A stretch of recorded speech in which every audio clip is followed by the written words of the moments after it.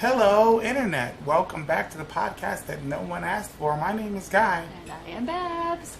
And no one asked for this.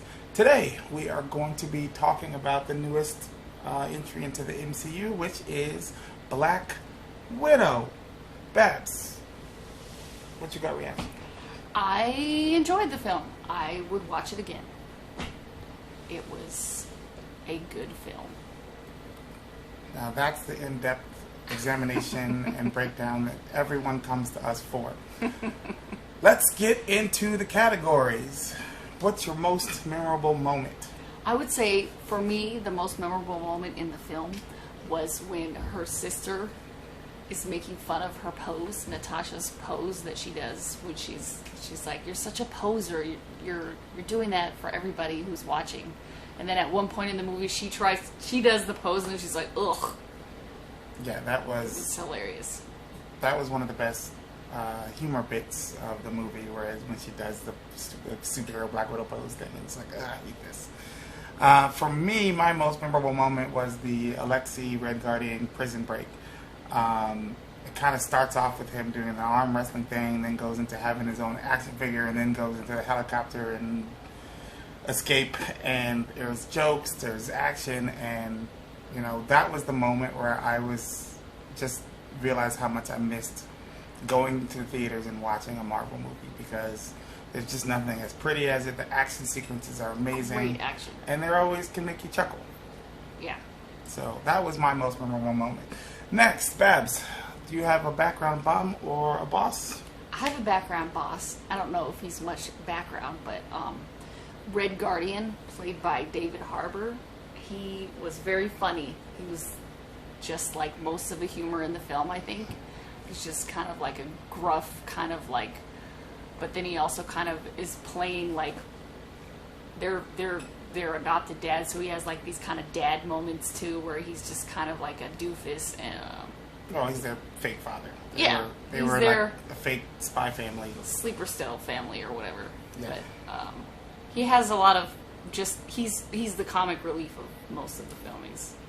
He's great. I want to see more of him. I hope he shows up in another Marvel movie.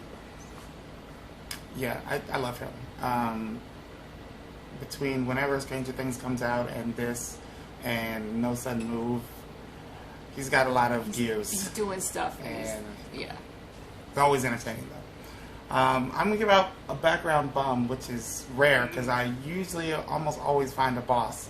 And there was plenty in this movie, but Ray Winston, whatever he was doing with Dreykov, I have no choice. It was so to use a wrestling term, you know, I feel like his character relied too much on cheap heat. Like, he didn't do anything on screen to be like, that guy sucks. The reasons you dislike him is the things that they said he did that we don't witness. Yeah. And I mean, basically, like that whole beginning child trafficking to Nirvana monologue, montage at the start off the movie, like that's his like dastardly deeds, but we don't see him. And he's a man, so there's a lot of he's a man feminine energy, treating women poorly. So it's like off screen though. Yeah. I mean, he punches Natasha, but she's been punched by aliens. Punched by everybody. Who cares? Like. Black Widow in a fight isn't like, oh no, fuck those people. She's a fighter. That's what it is, you know. But he doesn't do anything in this movie. It's all his past deeds that we're supposed to hate him for, and to me, that's just not earned. I mean, that is the equivalent of getting on a mic and telling everyone in the town, like, hey, I'm in Washington D.C. and you guys all smell on the mic, and then everyone boos. It's cheap heat. Sometimes I don't like works, cheap heat. But it's cheap heat. I like people to earn their heat. I like it to be like, oh, this is a truly bad person and we want to see them die or get their comeuppance in whichever, you know, depending on the movie. And I don't think he earned it, so boom. Next up, special shout out, Babs. Special shout out to Julia Louis-Dreyfus. She was in this movie for a hot second, but I always love to see her and her character. Yeah, she's in the Stinger. Valentina. I can't wait to her to get some like actual, like you some know, more screen sink time. her teeth into it. Screen time. Yeah, so far she's only just been like a couple like little bits, but she's she's played some of the best on-screen villains in comedy, and if she brings any of that energy to the MCU, I'm here for it. Bring that V energy, because yeah. Oh man, Selena Meyer sucks, but she's hilarious. Yeah. My special shout out is going to the stunt people, I suppose, because I don't know who did what. I didn't look it up. We don't do the research. But the Taskmaster stuntman was amazing, and as always, the stunt woman for Black Widow is top notch, because those aren't CGI. Like a lot of her flippy dippy stuff, that's a real person doing those moves, and she even has like names for her like different Black Widow moves, and you know she's been doing it a while now, and it's always awesome. So that's my special shout out. Next up, most valuable performer. So with this category, obviously this is, spoiler alert, really, really easy. It was the two main characters, right? So Yelena and Natasha, ScarJo and Florence Pugh. And I am going to give the MVP to Natasha, not because, it's just because we flipped the coin. Who cares? And Natasha was doing her Natasha things. It was good to see her one last time on screen. She'll probably show up in some flashback sequence in the future of the MCU. Either a flashback or a variant. Or a variant. Spoiler for our Loki podcast, which will be the next one. But I realized that I could watch her play that character. I had no connection to Black Widow before she showed up in Iron Man 2 personally, right? I just admit it was a character.